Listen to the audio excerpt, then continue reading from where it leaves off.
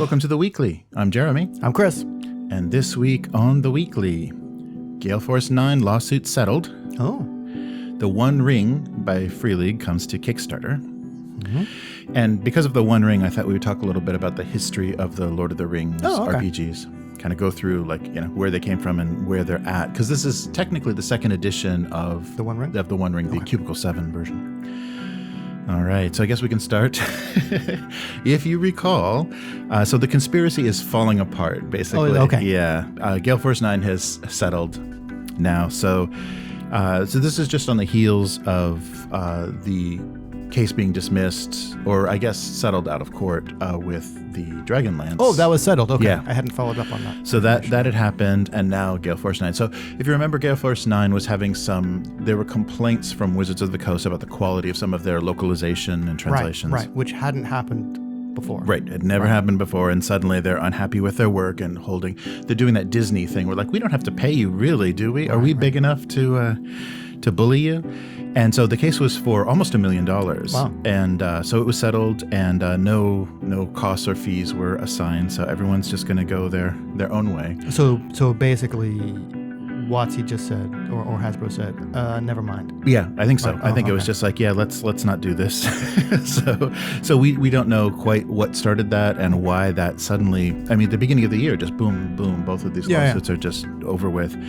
And so that will mean also, so the first lawsuit being settled means the classic Dragonlance novels are back in fashion, and the first of the new trilogy is due out later this year. Oh, so they're going forward. Oh, they are, yeah. So I guess I'm assuming that's the same thing with Gale Force 9, that they're still going to be doing localization. It doesn't say that they're ending their relationship. Right. But who knows what's going on behind the scenes and what people are allowed to say. That's the thing, when things are dismissed. And that's the strategy. If you settle something out of court, then nothing is public record. No wrongdoing is admitted, and you just give somebody some money under the table and they just, stop complaining. Yeah. So, That's so that's the end of that. So that was the fun conspiracy at the end of the year, but it doesn't look like that will be the case. My brain just shut off. I was going to have a phrase that's along with conspiracies. Mm-hmm. I think I saw something about the D&D movie. Oh, yeah. Kind of going forward, or at least, a two more actors casting, who I have no idea who they are getting attached. Oh, sure, you do. So, no, I know. I haven't. It's Chris Pine was the original casting, Michelle Rodriguez, and the kid from Detective Pikachu. Okay, I guess that's kind of why the picture of the actor was vaguely familiar. Right. I haven't seen Detective Pikachu, so I. Oh, sure. Yeah. I'm not admitting to that one. All right, whatever you want to do, but. Just conspiracy. Okay, that going forward, maybe WotC. I seriously doubt this is the case, but maybe WotC is let's settle this nonsense so we don't look bad. Right. Yeah, too late for that. Anyway. I guess that is moving forward, but it's kind of. It's an eclectic cast reminiscent of... the first one was so great. No, but reminiscent of Jeremy Irons and one of the Wayans brothers. And so it's it's looking like that already, that there's going to be a silly thief, a silly madcap thief, and I'm sure Michelle Rodriguez is a noble paladin. I don't know. Don't care. Not seeing it. Movies will probably not exist by the time it comes out. Right. So we'll see. But speaking of fantasy RPGs, right. As of this recording, the Kickstarter just began for campaign for Free League's essentially a second edition of the One Ring RPG. So previously, the first edition was published by Cubicle 7, and I guess they lost the rights or lost the relationship with the company that held the rights, because they mention a company that is the rights holder on their Kickstarter page. So Sophisticated Games. Yeah. Sorry, so do you mean another company holds the rights to the game, or are we talking kind of rights to Tolkien IP? Tolkien IP for publishing, sake of the purpose of publishing games. Wow. Okay. Yeah, for tabletop. Right. Yeah. So they mentioned Sophisticated Games in the description for their so in cooperation with that company, and that company claims we've been publishing Tolkien-related tabletop for 10 years. Have you just been like just farming that just IP out to people who are? I mean, and that's not tossing them under the bus. You know, I have know nothing about publishing, but it kind of seems like you're just farming that IP out to other publishers. I think they probably had a relationship that they're not going to get rid of. But so how they're talking about this new rule set being an updated and streamlined version of the 1E rules, and developed with the original designer as well. So it'll be a new setting, the lower lands of.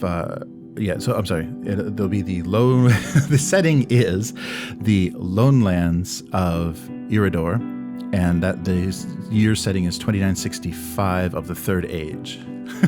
So I think it's going to be close. It's kind of it's One Ring, so it's going to be the time of the rise of Sauron and Mordor starting to turn back on again.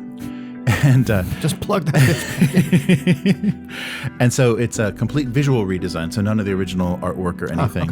But it's got that nice. The pages that they're showing are absolutely gorgeous. So they've got the Martin Grip, of course, is doing the kind of more digital painting illustrations, but they've also got a lot of the people that worked on Forbidden Lands, and it's just there's some great, really great fantasy illustrators in there that it's Tolkien like you haven't really seen before, because it's not the standard.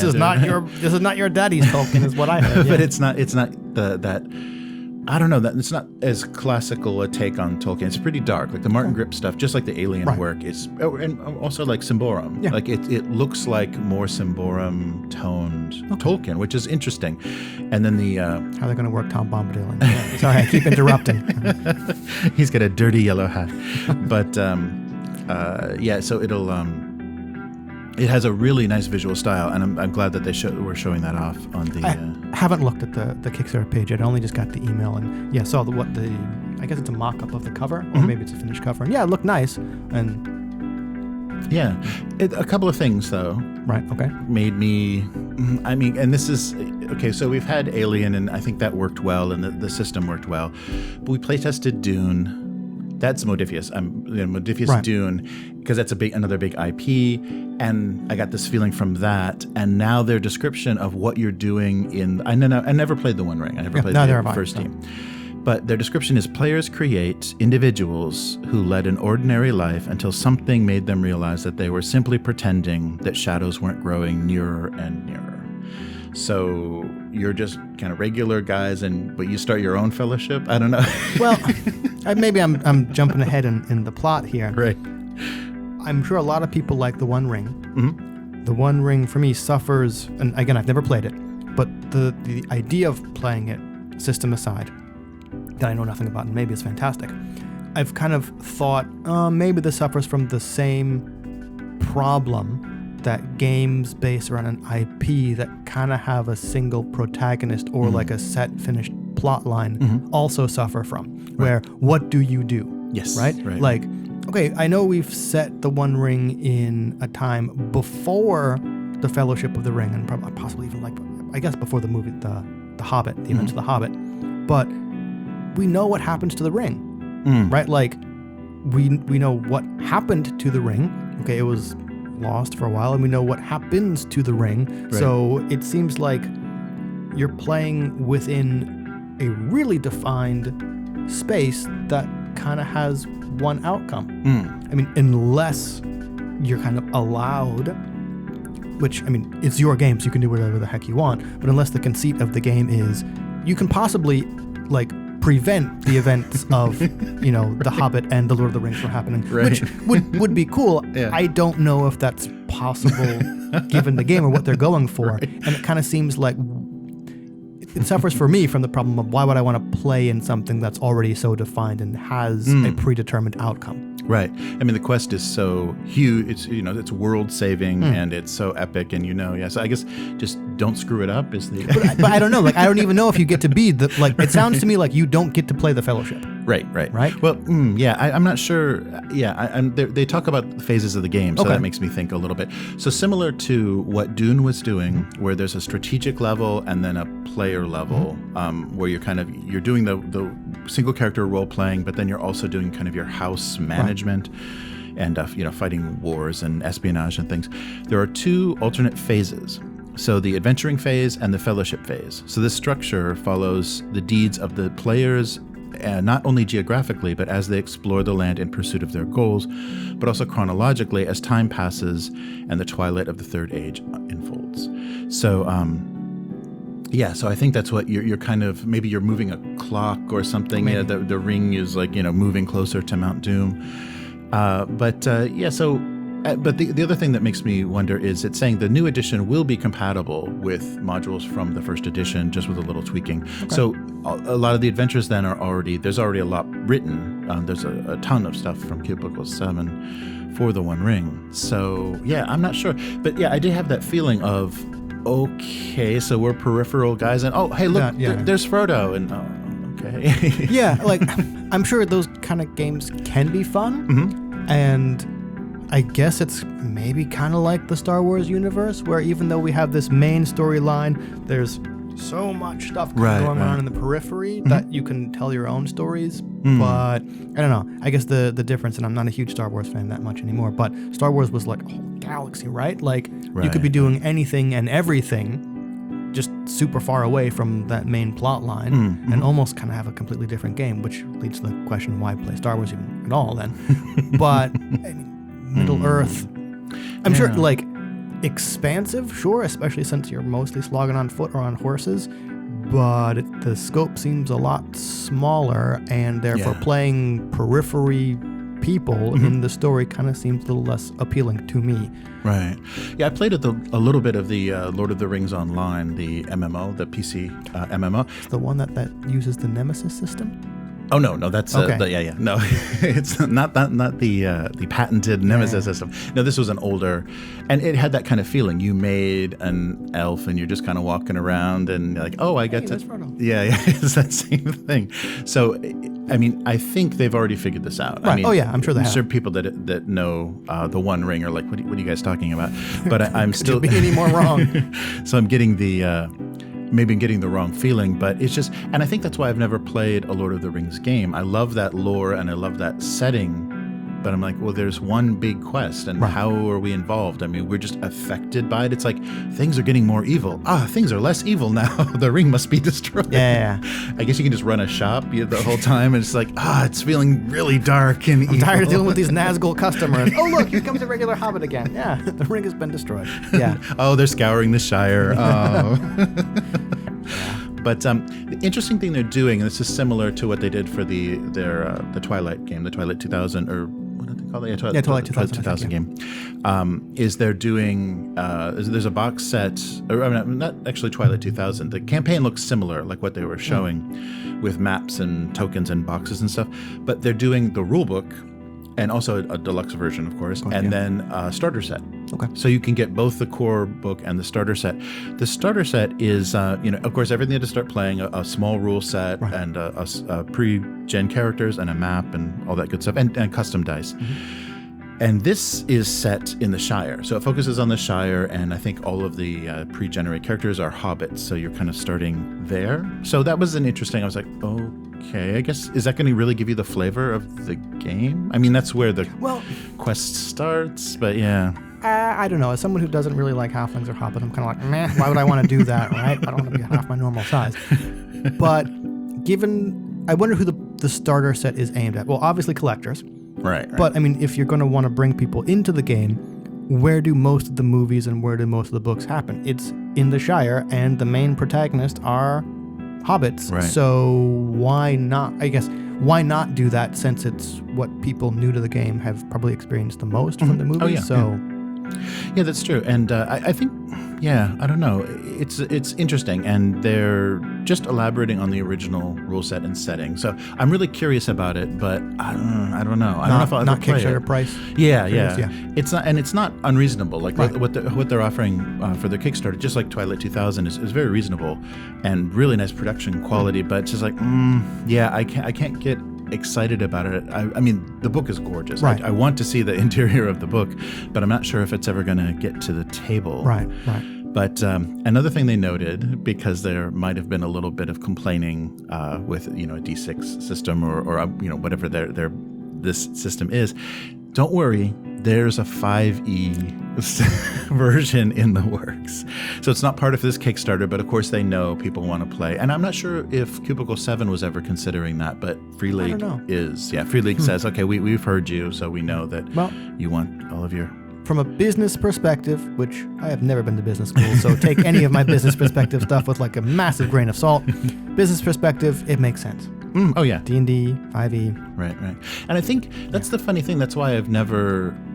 especially younger, I was obsessed with Tolkien, but played D&D. And even though there was an RPG, like there was a licensed RPG, I never thought to play that because like we're kind of already doing that. Like what would be different? And like that's what it grew out of. Obviously, I mean, like anyway, I think D&D's obviously become its own thing now, right? Like there are Tolkien and D&D are different, even if one grew out of the other. So I kind of understand saying, nope, these are different enough in tone and setting and kind of what you do that here's a Middle-earth game. Right. Again. Which kind of makes like there's a 5e version, I guess. So I shouldn't. I can poo-poo on D&D all I want because I don't like it. But again, I wonder how much combat features in the One Ring. Yeah. Right? Yeah. Because my impression is that D&D, regardless of what you want to say it is a combat simulator with some role-playing game wrapped around it. Will that fit with what you're supposed to do in the One Ring? I don't know, but I'm sure people will buy it. And well, one of the things they listed that they're going to produce are stance cards. So I guess that's a mechanic. So that does kind of sound like it's kind of combat. The combat is a big part of what's going on because your character has different stances, for different effects and things in combat, and you can keep track of it with like rotating a card. So yeah, I think they are doing combat, and I guess you can just do some Shire brawling. Sure. I mean, look, I'm not saying combat does not feature at all in the Lord of the Rings or Tolkien stuff. I mean, it does. Wave that torch at the Nazgul. But I mean, like, there's some stuff like you just can't fight or you shouldn't fight. And how do you represent that in D&D? I mean, besides giving them, unless they change rules, massive number of hit points and some kind of like fear effect aura and stuff where it's kind of like, y'all really should run away from this. Like, no, but we're heroes, we're going to do it. And it's like, if D&D has taught us anything, and she just keep hitting something until it dies. I'm like, all right, we're doing this. Yeah. That's me how I really feel about it. So we'll see how it's received. I mean, already like 4 minutes it was fun. Of course. Are just like, wow, they've been excited about this, and it looks good. It looks really, really good. So the kind of range of pledges. So for about $60 US, you can get the core rule book, a PDF only of the starter set, and then all the unlocked digital stretch goals. Then it goes up to I think like $90 for physical copies of everything. And then my precious pledge level is $145 US, and that's the deluxe, like the faux leather cover is the only real difference. So it has a lot of gold embossing and adornments. And if you're a collector, if you're a collector, it probably will be worth it. To have the nicer version, although the guts are usually the same. Like they maybe do the edging, but the paper quality and stuff doesn't jump up tremendously from what I've seen. I mean, that may not be true with this edition. And it is nice. It is nice looking. So probably that limited might be the collectors. Yeah, that's what you're calling collectors. So it's the limited 10th anniversary of the game collector's edition that they're only going to publish for this Kickstarter. So there's no retail, as they say. People have said that before, and that's not been true. Oh, well. So that's going on for the next however many weeks from when this is posted. And so take a look at that and kind of see what you think. Maybe we're just dead wrong about how the One Ring plays. Yeah. And it does seem like, though, it is a ticking clock, and there is kind of a doomsday thing. So maybe, I don't know. Maybe it does kind of build and have an interesting mechanic that... as the ring is moving and as things progress. Similar vein. Oh, yes. A couple points. The Cortex Prime Tales of Xadia. Oh, yeah. Role-playing game. As of February 9th. The playtest documents are available, and the pre-order for the book is available. Nice. And the reason it kind of dovetails is it's close to $50 for a physical copy of the book and a link or a code to a downloadable PDF once the book gets released, which is not unreasonable for a hardback RPG book. Shipping to Japan bumped that up to like close to $90. Oh, and I said, that's not unreasonable. As much as I like Cortex Prime, this seems like a book I'm going to have to send to the States because I'm not $90 interested in it. Yeah. And especially given that it's the Dragon Prince, which I'm now finished episode 3 of at Alan's prodding to continue to give stuff a chance, which I kind of wish the show had started with episode 3. But anyway, that's another one where I'm guessing there's going to be main characters and a main thrust, and they're up to like season 3. There's going to be a 4. I seriously doubt you play the characters from the show. Right. So it's kind of like, here are our ancillary characters, and maybe you're going to see events that are going on. But again, I know nothing about the IP. The playtest adventure has all new characters and seems like a fairly decent adventure that I don't think connects in any way to the main plot. Oh. So kind of like with the One Ring, maybe you're just playing kind of people in this world and having your own adventures while a main quest goes on over here. Yeah. And you can interact with it or not as your group sees fit. Is the setting interesting enough that you want to make characters in it? I can't really tell you. Yeah. I can say that based on like the intro to the show, that was a struggle to get through episode 1. And I'm kind of being mean, where I'm just kind of like, this seems like bog standard fantasy, and you haven't really given me anything that made me want to keep watching. And maybe I'm in the minority because the Tales of Xadia Discord server that's part of that Cortex Prime thing is just, I feel like I am being left out of something amazing a little bit. But I mean, like, I guess fans of it are rabid, and a couple of people have said the first season is not great and you kind of get through it, which I have feelings about irregardless of the show, right?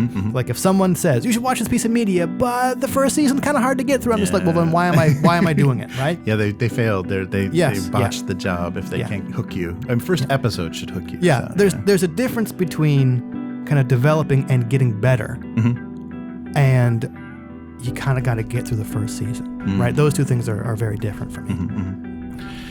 Yeah, so it's interesting because some of these big IPs, it's making me think that, are they just like fan fiction simulators? You know, it's like if you want to play, you could just play the named characters. Oh, you could. You could roll all of the named characters from the show if they don't already give you those stats, and just improv fan fiction. Which I honestly see no problem with, right? As someone who has come kind of within the past couple of years come around to playing named characters, I think it works better with episodic shows because then that kind of begin and end at the same place, because then you can kind of be like, here's a lost episode, or you know, I want to see this happen with these characters, and it is a way to do that, and that's totally fun, and there's kind of nothing wrong with it. But I don't know, for longer campaign games like we're kind of discussing, I wonder how that works, right? Right. Yeah, and I happen to know someone that at least tweets as a sullen-eyed barbarian. So I mean, I guess you don't. I guess you don't have a problem with playing as licensed characters. I do not have a problem playing as licensed characters. Although Conan the Sailorman is distinct from Conan the Barbarian. Yes, of course. Yes. They've had previous similar pasts, but different employment. Very different employment. Different career routes. Yes. Right. Well, to kind of put stuff in context with the second edition of the One Ring, let's take a quick look, just kind of a survey of what's been produced previously. Sure. So the very first licensed Tolkien RPG was Middle-earth Role-Playing, so MERP. Okay. Yep. Right. And that was in 1982. So right at the when the basic box and the Expert was coming out. I wonder, and I don't have enough details on what actually happened. I wonder if MERP kind of got caught up in the Satanic Panic thing. I don't know. Yeah, there's a little bit of... No idea, but I would wonder, like, because there's a difference between here's a game based on kind of a classic work of fiction, and here's a game about fighting demons and stuff. It probably had a lot to do with like what they portrayed in the art and the things of the book, because I think that's where D&D really hurt itself. Is some of the illustrations, like parents are like, "What are you reading? Why is she topless?" There was a lot of that kind of panic in the 80s. But so 1982, and so it was licensed. So it was Iron Crown Enterprises published it, and they lost the license in September of '99. Wow, that's kind of a long time. Yeah. So I don't know how active it was. I mean, it seemed like they did produce a lot of content for that first setting, and so they did a first and second edition, and we're working on a third, but it was never published. And then they went bankrupt in 2000. So it couldn't have been that successful. Right. Or who knows? Maybe there was other kinds of mismanagement. Right. Or not. But so right after they lost the license, they went bankrupt. So I think there was a relationship there. Maybe. But in the UK, Games Workshop published that in 85. And in Sweden, Target Games published a version, the Swedish translation of it, in 86. And also in Japan in 87. There was a Japanese edition. So I think, it was... Imagine what the cover of that thing looked like based on the cover of D&D stuff here. Right. Yeah, so it was pretty widespread and localized in a lot of countries, and the rule system was a streamlined version of their was the Rollmaster, the generic fantasy. Okay. Yeah, so maybe that's why it kind of held in there, because it matched what people were doing with D&D, and so it wasn't all that different. And so fast forward 2 years to that's a shame, because they lost the license right as the Peter Jackson movies were coming out. They went bankrupt, and so Decipher Inc. Picked up the license in 2002, and they did the Lord of the Rings role-playing game. Okay. And this, of course, takes place the years between The Hobbit and The Fellowship of the Ring, but you can have rules to play in first, second, or third age, or even fourth age. Fourth age is industrial. What is that? It's a suburbs? First age, man. Okay. Right. So it was a source book with the events of all the Jackson films was involved. So they were really taking advantage, just like Games Workshop did the miniatures game which that was licensed. Was still one of the better Games Workshop games, I think. Yeah. Nice. So this system was their CODA system and involved 2 D6s to resolve actions. And so they did that. And they won the Origins Award for Best Role-Playing Game in 2002. So I guess it was decently received. And then now, if we skip forward to 2011, that's when the One Ring was done by Cubicle 7. And the designer, who was also working with Free League, Francesco Napatello and Marco Maggi, the first edition of the games were published in 2011, and then, of course, discontinued in 2019, but they're back. So now Free League is discontinued in 2019. Yeah. I think because Cubicle 7, I mean, they're still available. Right. They're just not producing anything else. And I don't know if the original designers are working. Maybe some notes and stuff are making it into the and as they said, the first edition source books will be compatible, so you can still use those. And so so there is a second edition now on Kickstarter. I kind of thought there would have been more Lord of the Rings games, but well, I think they're as far as this is only RPGs, only licensed RPGs. Oh, I'm sure there's other times. Yeah, because there's a lot of people that are kind of like, it's Lord of the Rings-ish, it's Lord of the Rings-esque. Adjacent. Yeah. So there's a lot of stuff that emulated that, but it wasn't licensed. So this is kind of the quick history of license. So I think, so the thing that seemed to do the best was that original, the MERP. MERP was the longest lived of all of those.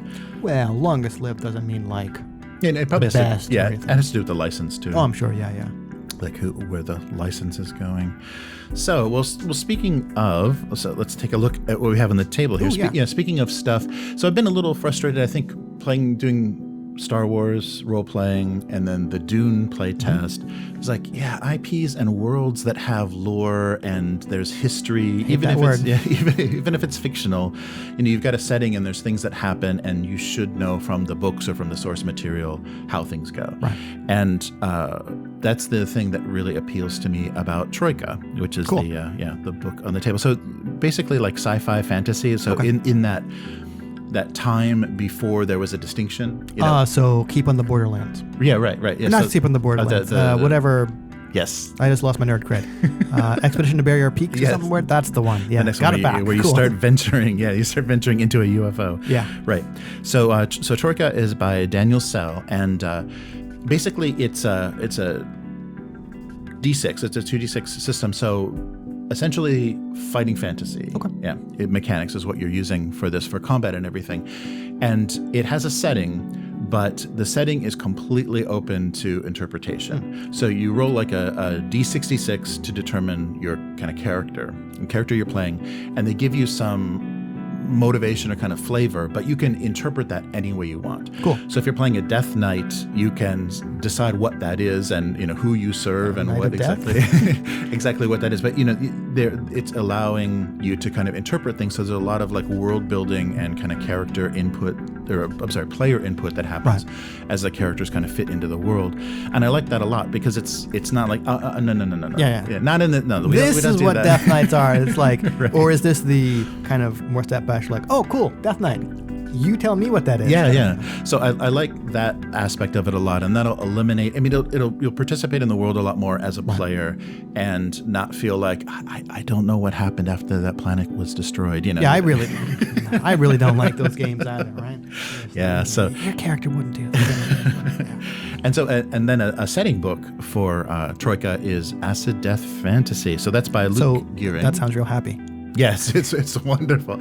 So it's it's just this like blighted desert setting where water is the value and currency, and people are hoarding it. So they give you Tank Girl. Yeah, right, yeah. So you read through and kind of get it's another D66. Right. So you determine your characters with that, and then also enemies are done or generated that same way. So like random encounters and things.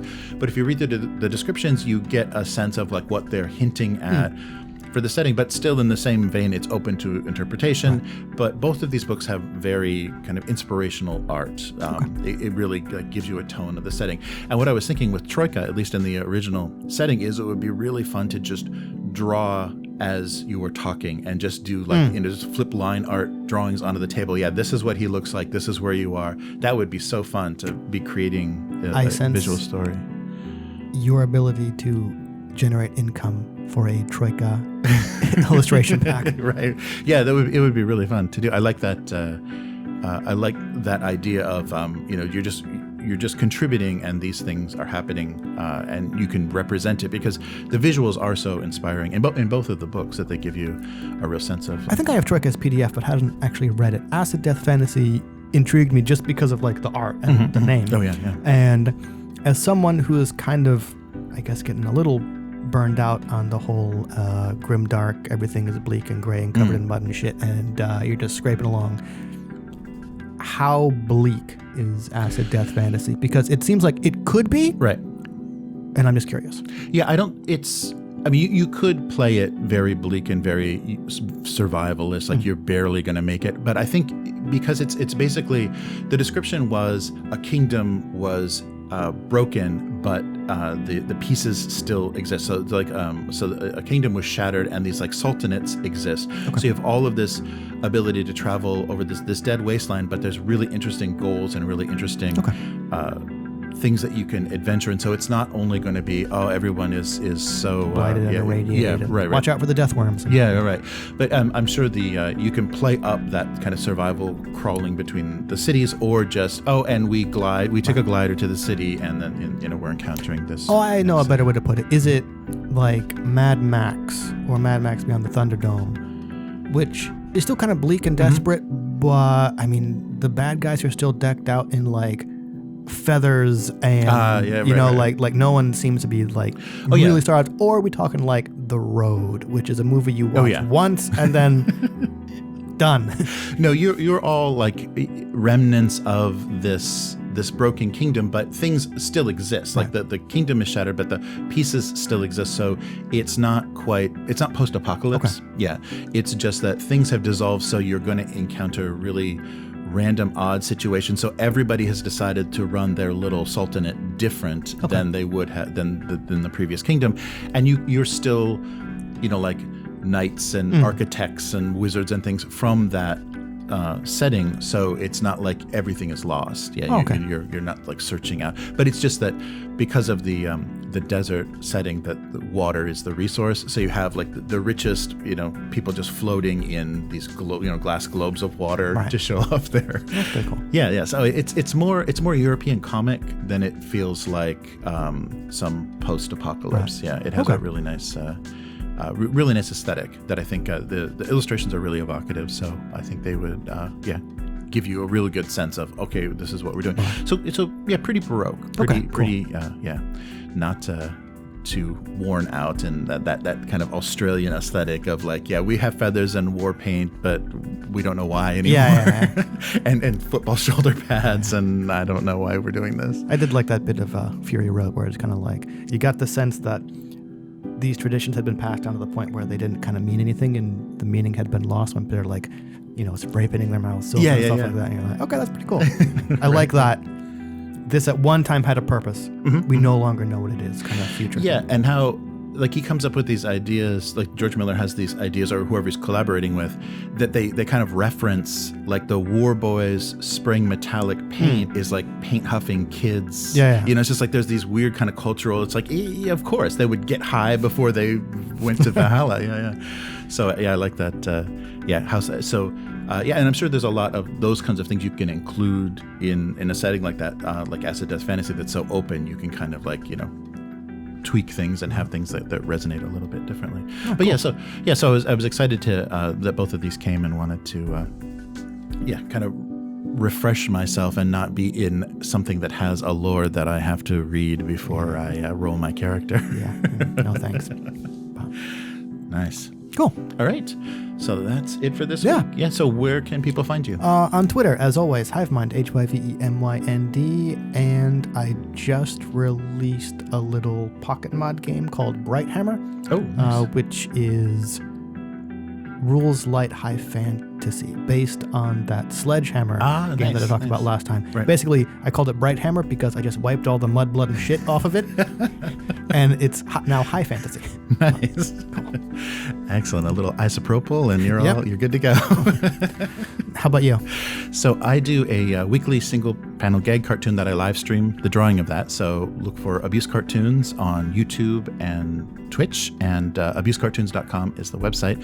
And also every Tuesday I'm posting AI-read speculative fiction short stories on Enmity Stories. So there's a podcast for that as well as a YouTube channel, and you can go to enmitycorp, NMITYCORP.com as the website for where those stories exist. So you can listen to them there, or subscribe to the podcast, or access the YouTube channel from there. Oh, cool. So that's all for this week. So we'll be back next week. Later, mortals. Bye.